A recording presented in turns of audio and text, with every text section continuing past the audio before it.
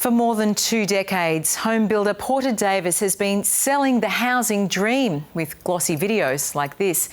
But for 1,700 homeowners, it's become the latest building nightmare.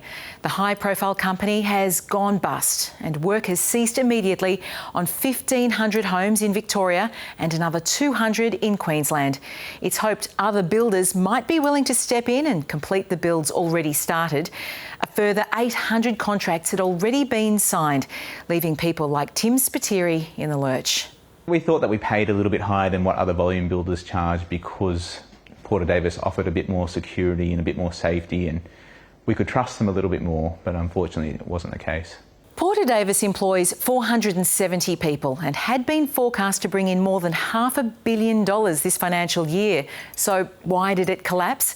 Liquidator Grant Thornton is looking into it, but points out it's an extremely challenging environment for residential home building. From supply shortages to skills shortages, increases in cost of labour and doing business, add on top of that interest rate rises and inflationary pressures, you've got the perfect storm. And as if to underline the point, another construction casualty was announced on the same day. Lloyd Group, an infrastructure company that's designed and built projects for local and state governments. It's also shut its doors, affecting 200 employees, 29 projects in Victoria, 30 in New South Wales.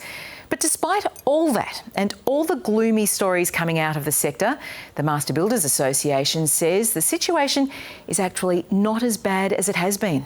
Industry is still strong and resilient. So insolvency rates for the industry for the first 3 months of the year, we've only had 60 insolvencies, and that's compared to this time last year where we'd had 91. But it's more evidence that it's still a tough gig in the building sector.